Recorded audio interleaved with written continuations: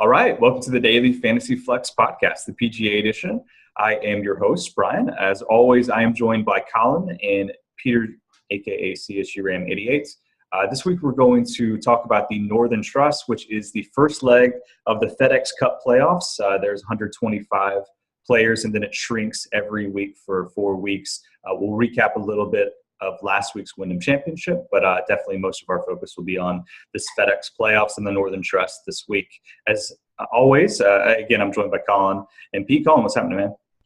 I don't know. I feel like this deserves like a Jim Morrill playoffs rant or something, but like I won't subject the listeners to that awful screech of a voice or anything. Last week is interesting. I think we had we're pretty big on Stenson in the sense of like, all right, take the top price guy, not exactly like a shocking revelation there, but I think his ownership was in fact down and people did get priced out of him. Yeah, it was really nice. I think that was that ended up working out as a result. Rest of it was a little chalky. The one thing I wanted to get Pete's opinion on though was does this it's impossible for one tournament to put to death a narrative or whatever, but Bill Haas had the midday cut at a weak field. Is that a narrative that you're reevaluating where Bill Haas is king of the trash fields? Or are you gonna I still like Bill Haas in the trash fields. He didn't play well, but I have no issue with that narrative. So Bill Haas is still a guy I'll be targeting in those fields. I mean, he was priced up. Normally you get him at a little cheaper price tag than you did last week relative to these fields, but definitely not a good week for him. It was interesting. Really was fun. A lot of the course history guys did well. It was nice to see Ollie play well. And I was off Stenson because I thought there was a lot of withdrawal risk, but I certainly understand the merit in taking him. He was clearly the class of the field, and it was Stenson in 2016. I mean, he would have been far and away the easiest pick of the week. Yeah. I mean, the chalk definitely hit as far as like the top guys. Stenson, Webb Simpson, who two of the best plays of the week. You had to have actually both of them in your lineup and definitely go stars and scrubs. I think ownership sort of shaped up like we were thinking. Webb was the highest owned guy. He was almost 30. He was 28% in the $33 dog leg. And then there's a bunch of guys in like the high 7K, mid 8K range. Reevy, Chad Campbell, Ollie was up there as well, Lucas Glover, Streelman. So it sort of shaped up, Colin. I guess that was just because of like roster construction that people went balanced with these 8K guys, and that left Stenson as lower owned than expected. Because I know people were asking, like, why was Stenson only 10% owned in some of these contests? And it was just because of the balanced roster construction, I think. Yeah, I think we're always trying to figure out which dynamic drives ownership one way or another, or like the expensive guys must plays, or do people start with the value and kind of work their way up from there. I think in this case, there just wasn't a whole lot of value that like people could build around and find comfortable getting a Stenson, and that put his ownership down accordingly. And I think that's the type of information that we all need to be using when we do roster construction and going towards game theory optimal. Yeah, and we talked about the strategy of taking some guys that needed to play well to get into the FedEx Cup playoffs. We talked about Daniel Summerhays. That didn't exactly work out too much, but there was a couple guys that definitely seemed to elevate their play. Martin Flores, for example, had an ace to get in, I believe. Pete, did you get a chance to check out this tournament? There was some really, really good play on Sunday for these guys that needed to get in. It's pretty cool. Yeah, I was able to check out a decent bit of it. It was fun to watch for sure. I was rooting for Webb Simpson pretty hard. Obviously, I had incentive to root for him, but yeah, it was fun. There's the hole-in-one was sweet, and there definitely was great play, and it's amazing to watch these guys put them on a relatively easy course and they just destroy it. So when other people are watching and seeing, PGA players shoot over par or even par, like, oh, I could do that. I shoot 72 at my home course. It's just totally different. I mean, the setups that these guys are going into, random courses, the conditions are hard. And when we see them play at, somewhat easy course, they just absolutely destroy it. So it's fun to watch and see how good these guys are, and very excited for the FedEx Cup playoffs. Definitely. All right, so let's jump into that. Again, this is the Northern Trust, which is the first leg. There's over the next 4 weeks, there's going to be 4 tournaments that dictate the winner of the FedEx Cup playoffs. It starts with 125 players, the top 125 in points. Got entered into this Northern Trust, and then every week it cuts in half, and then so the final week is going to be very small field. As usual, just a clarification, it doesn't cut in half. The field basically changes depending on how far you get into it. Yeah. But yes, it does narrow down throughout the whole way. Narrow down, yeah. It doesn't exactly cut in half because the final one is 30, so you can't go from 125 to get down to 30 by cutting in half. But it does narrow down. 125 to 100 this week, I believe. Okay, gotcha. But this field does cut in half like a normal event on Friday after the cut. So it will go to the top 70, and then we could have a made cut, but like Bill Haas, but MDF. Anyway, so let's jump into this course here. This is played at Glen Oaks Club, which is a new course. We don't really have any prior information on it. We do know that it plays pretty long. It's a par 70 that plays about 7,300 yards. There's only 2 par 5s. So a lot of par 4s that play pretty long, but it is known because of its designer to have some tough approach shots. So Colin, I'll kick to you. It does seem that you need some distance, but you also need some accuracy, which is sort of interesting here. Sadly for this week, I'm flying blind because this is a rotating course. Another brief programming note. This tournament used to be the Barclays, first leg of the FedEx Cup Tour. And the Barclays is always a rotating course to add more confusion. Now the sponsor is the Northern Trust, who used to sponsor the Northern Trust Open at Riviera, aka KJ Choi's playground. None of that applies this week. This is new course altogether. We have some idea of how it'll play, but I have no data-driven decisions on fit or accuracy. All else being equal, yes, I would agree. Par 70 usually means accuracy, but it is on the longer end. So I'm not sure which course, if any, I'm going to use as a proxy this week. That definitely deserves some more research, but I definitely think you get yourself into more trouble if you just blindly fit any old accuracy course and you see a par 70. So I have a little bit of a treasure hunt ahead of me. So Pete, how about you give me my first clues for where I should be starting my treasure hunt? I don't have any good so close. The one thing I am going to be looking at a lot is par 4 scoring and just how players play on par 4s. I think that's the same. Yep. Here, there is a lot of distance on these par 4s, so I'm hesitant to just go straight accuracy, but I imagine, given what I've read, that putting the ball in the fairway is going to be really important.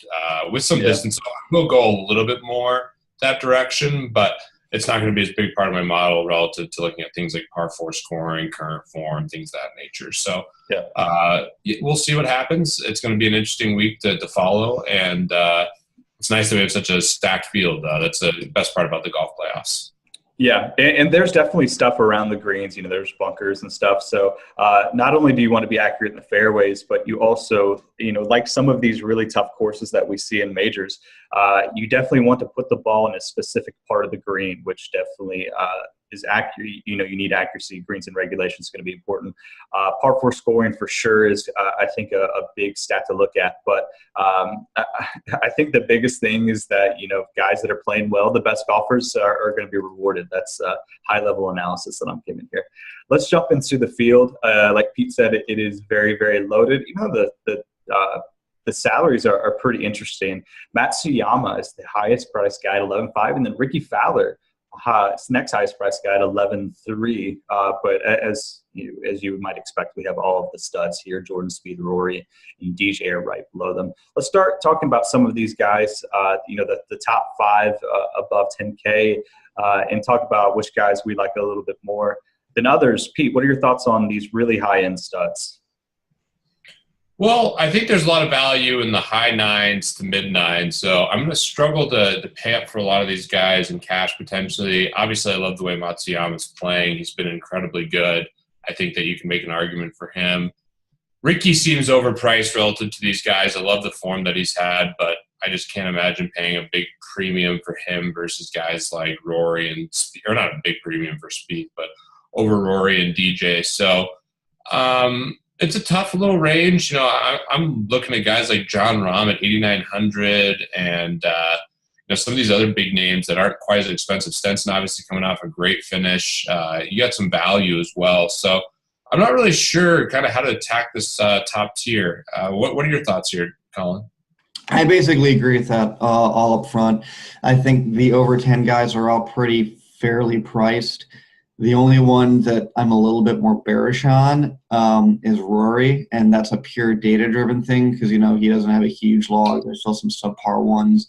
If you think he's back from an injury, then that's not going to be reflected in the data, so that's why he's coming in so low. But, I think that I'm very open to revising that essentially subjectively and probably giving – but, even still – I don't know that I can give him enough credit where he jumps ahead of everyone else. But yeah, I think everybody in the over 10 range is pretty fairly priced. And if you want to purely maximize your value, I think you could fill out a good number of rosters where you don't even have anyone over 10K just because of how loaded the field is. Yeah, definitely, for sure. That's true. There are some guys that seem to be fairly mispriced in the lower range. We'll get into guys like Schwartzel. I think is particularly mispriced. But some of these guys are in great form. Matsuyama does lead the field. He has a recent adjusted round score of 66.4. Second best is Spieth with a 67.2. So obviously these guys are in really good form. One guy that I do want to talk about, just what we think the public's going to do with him. Obviously, once tout recommendations come in, you will have a better idea of where ownership's going to be. But we can sort of talk about where we think ownership's going to be now. Earlier in the week, recording this on Tuesday morning. Pete, what are your thoughts on JT, Justin Thomas? He's at 9-4, obviously coming off this incredible performance at the PGA. What are your thoughts on sort of how the public's going to handle him after watching him dominate a couple weeks ago? I imagine it'd be somewhat owned. I mean, the thing is, now that we're into this part of the golf season, it's going to be a little more reg heavy than it is going to be just public golf fans coming in. So I do think that there might not be the same amount of just perception on JT because, a lot of these guys have done DFS all year and are playing golf, and his price seems relatively fair. I do love that he's great on par 4 scoring and he's a great birdie maker, but obviously there's a lot of variance, and his price, is pretty expensive. But I'm a sucker for JT. I'll have a lot of him in tournaments. I always do. So, I don't know what I expect his ownership to be. I'm kind of perplexed on what I think. I mean, there's certainly guys I think will garner more. Like I bet John Rahm's more heavily owned. You can get him for $500 cheaper. Yeah. What about Brooks? Where do you think he's in there? Because he seems to be underpriced. He's another one. I think Brooks is way underpriced. I think people will probably tend to lean Brooks over JT. But yeah, this whole range is just stacked. I mean, the 8 to 9K range is really, really nice with players. You got Daniel Berger down there. You got Justin Rose, who's really cheap. Paul Casey, people really like during this time of year. So I think he's interesting, but I don't think he'll be like a shock play, even though he did come off the PGA win. Yeah. Another guy that I think we should mention here to try to figure out what his ownership's going to be. Henrik Stenson obviously won in last week's field. It was a weaker field than this one for sure, but there were signs coming into last week that he, was definitely on the upswing after a, not a great early start to the year. And if we just look at the last couple tournaments, first last week he came in 13th at the PGA Championship, good finish there, 17th at the World Golf Classic Bridgestone, 11th at the British Open, 10th at the BMW International. So, I mean, he really seems to be back in form, especially with his accuracy. Colin, what are your thoughts on Stenson? I think people might discount last week just because of the weak field, and he might be a pretty good play this week again. I think Stenson's honestly about pretty fairly priced, especially if you lean that this course is a little bit more accuracy than distance. Then I could see him getting a slight nudge over someone like Rahm or Brooks, given the way he's playing. Yeah, it's a weaker field, but it was kind of a decently convincing margin of victory. So I don't like it's the question of whether or not he's back, quote unquote, depends on where you think he should be in the first place.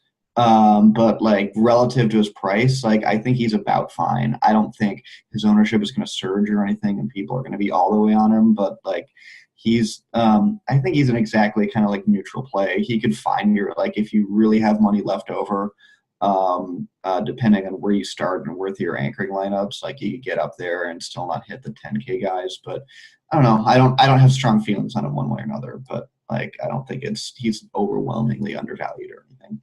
Gotcha. So, Pete, who do you think is going to be the highest owned guy, 9K and above? It's a tough one right now for me. Do you think it's going to be like fairly even across all of these guys just because the field is loaded? I would lean Koepka, but yeah. I think it's going to be pretty spread out. There's merit to all these guys, so I think it's going to be pretty spread out at the top.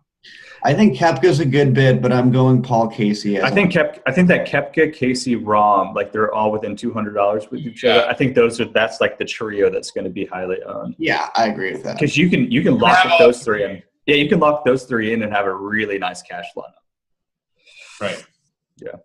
Who do you think is going to be the lowest one? Colin, I'll start with you on this one. Lowest owned. Jason Day is our sort of default answer here usually. Is he still in that price range? Like, yeah, I think Jason Day is the good default answer. I think DJ is actually probably next up, where it's just like everybody. Really? Like, yeah, because like look at where his ownership's been in the last couple spots. I mean, like, hasn't played well. People are just like sense something's off. People have been off of him. Like, has he been playing that? Has he been playing that bad? Yeah, I think it seems like he's been playing a little better lately. And I will say, if we're looking at par four scoring, DJ's sort of laps. Like if we're looking at long term par four scoring, DJ's he averages minus 1.4 adjusted strokes on par fours, which absolutely like dominates laps in the field. Sure. I mean, like, look at all the results that are kind of boosting his long term. There's just like a string of like victories in there from the earlier start of the year. So I get that. Sure. But there is that kind of speed bump start like right around, Augusta, started going a little bit awry. So I could see I can see people like not preferring him at an accuracy course. I think his ownership may be down a little bit. But like not to the point where people are priced out of him like they were before. Yeah, definitely fair. So it seems to be contrary, and it might just be to take the guys 10K and above, stay away from the Casey Brooks Rahm trio and get up a little in price.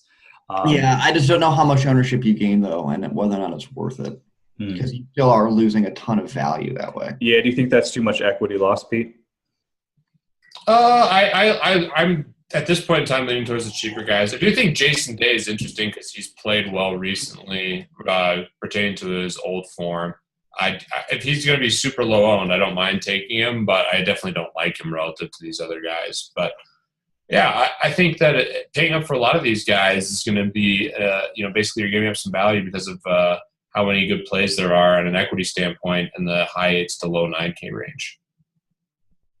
Yeah, that's definitely true. All right, well, let's jump down a little bit to the lower 8K, and we'll get into the 7K range.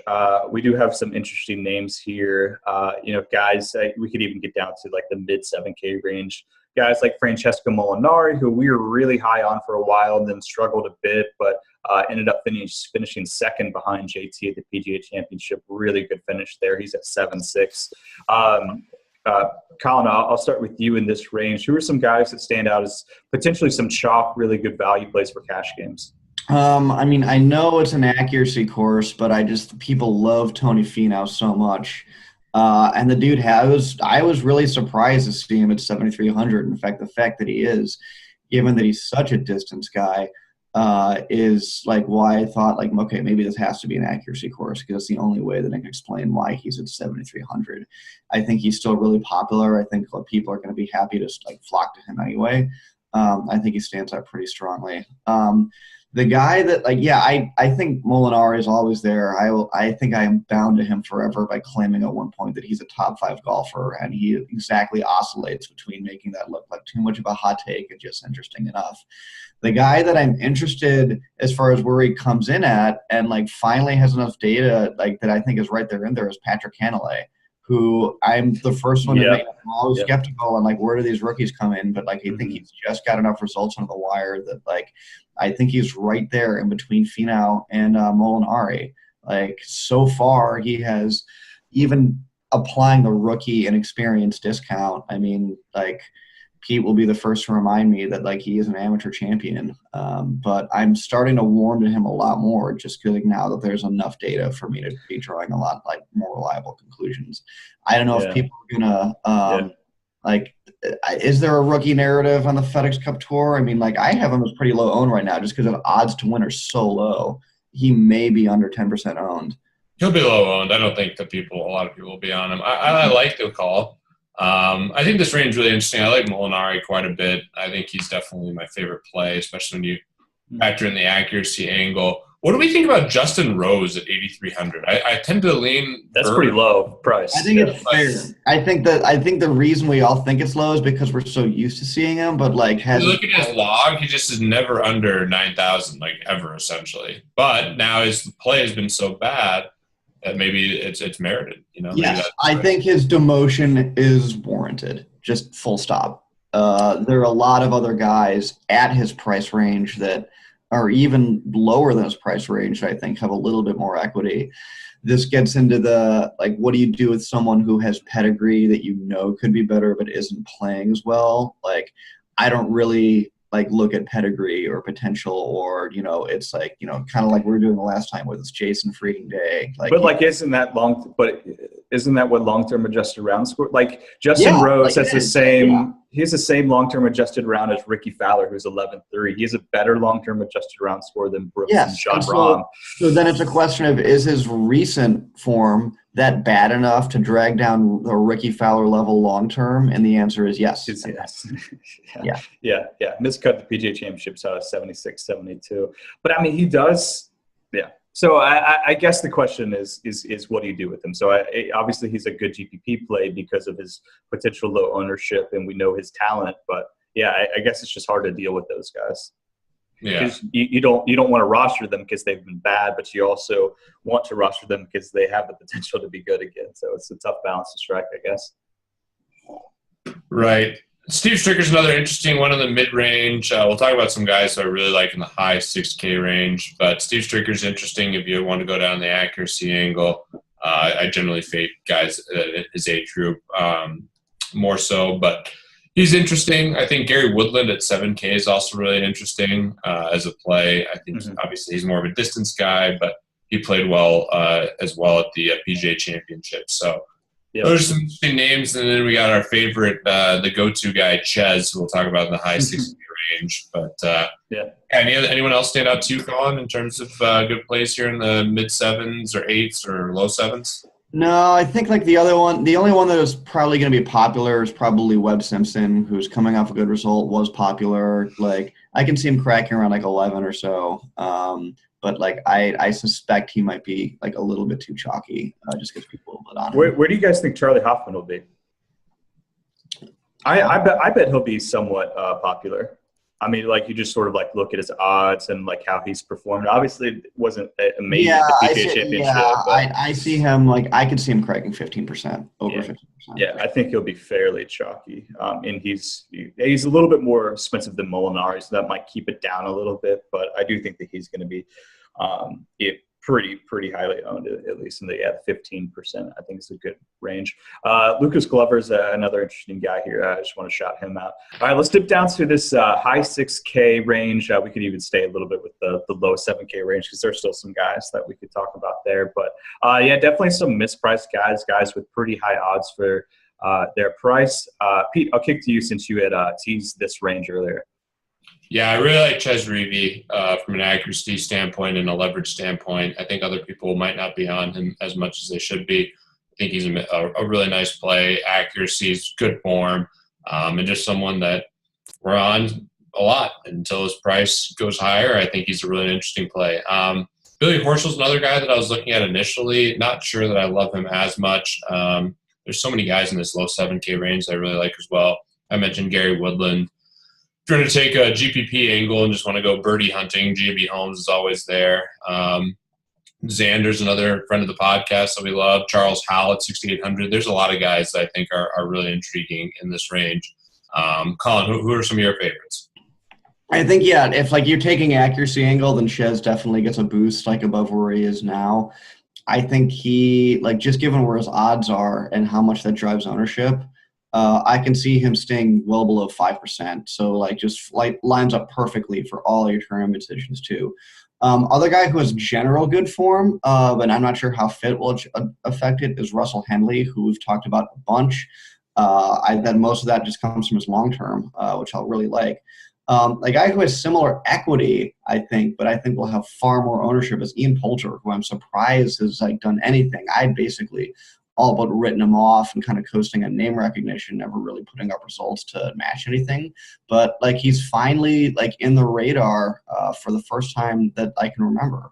I'll probably still be off of him just because I think he'll be pretty solidly north of 10% ownership.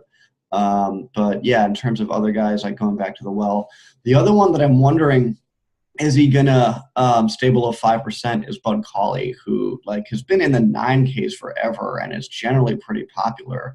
His odds are pretty low right now, and maybe that'll get boosted by like tout recs later. I mean, that's a pretty reliable factor, but I was kind of surprised to see him that low, and I'm wondering if he's going to stay that low. I mean, kind of there's been nothing really in his recent play to, you know, like you look at John Deere and Wyndham and all of that. Like he was just 9,200 last week. Mm-hmm. I think people could fixate on that. I have him really low owned as of now, but I don't know if I'm actually going to believe that going forward.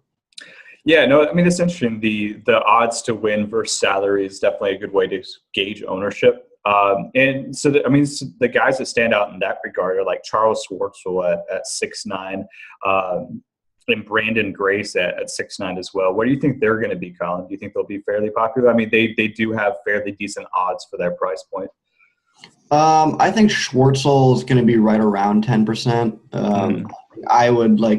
I would just as soon pivot to Reeve or Henley, who's going to have dramatically lower ownership. I don't think the difference in equity is that large between the two. I think Brandon Grace will be, he's got some name recognition. I think he'll be decently owned, like maybe around, well, I don't know what decent is at this range. Like I think he'll crack like 6% for sure. And I would, for that reason, like, why not? Like, there's not a whole lot of difference between him and some names we've mentioned before. I just assume get lower ownership because I think it's more valuable. Interesting. The guy I meant to mention too at current form angle is just Chad Campbell. He's been playing great just overall. So he's another one that if you want to take that angle, basically since May, he's been fantastic relative to his price. And at 6,900, he's another one who I think, if you want to pivot away, I'm not sure how people will gauge his own, or how many people will flock to him versus the big names that you mentioned, like Brandon Grace, like Charles Schwartzel. You still have other guys in this range that would have been my darlings at this point in time, knowing it was an accuracy course. Russell Knox, who's kind of had a little bit of resurgence after some awful play. But there's a ton of guys down this range. Grayson Murray is a lot of upside, certainly not the fit, him being a bomber, but he's one. He had a nice finish there with the win. Then obviously he has the missed cuts as well. So he's a flyer, but it's an interesting range. I think this is where you can differentiate and definitely find some guys who are going to be really low owned. My favorite for sure is Chez Reavie. What happened to Grillo, Emiliano Grillo? If you look at his, it was a guy that we were on earlier in the year. If you look at his recent game log, it's not good. Miscut, 50th, miscut, 43rd, miscut. I don't know exactly what happened to him, but he's a guy at 7K that is intriguing because of his long-term form, but definitely important that you at least build in a little of recent form into your model just to account for guys like that. Colin, who is your favorite guy like that we think is going to be under 5%? We always do that on this pod. I mean, like, I still think it'll be either Henley or Reavie. I think they'll be solidly under 5%. Like, we can't cover them enough. Keep it simple. Like, yeah, easily my favorite. Okay. Pete, I guess Reavie would be your top choice if we think he's going to be under 5. Yeah, another one who's interesting is Brendan Steele at 7,100. He's priced in a bucket with so many other guys that are great plays that he could go really under-owned. He's another favorite on our pod. So I think he's the guy that's interesting. I mean, this is really the range that I really like. I mean, guys that I would never consider before have actually shown some resurgence, like Robert Streb. So there's just a bunch of names here. Kevin Na had a good week last week. He's an accuracy guy. I mean, just start going through it. You can come up with an argument for a lot of these guys. Yeah, for sure. And it seems like all these guys are going to keep each other's ownership down. So you could definitely get a leg up for sure. Any other thoughts on this range or roster construction or anything? Or you guys want to maybe pick some winners here? Pick some winners. Cool. Yeah. Awesome. All right. So let's go, guys. 9K and above.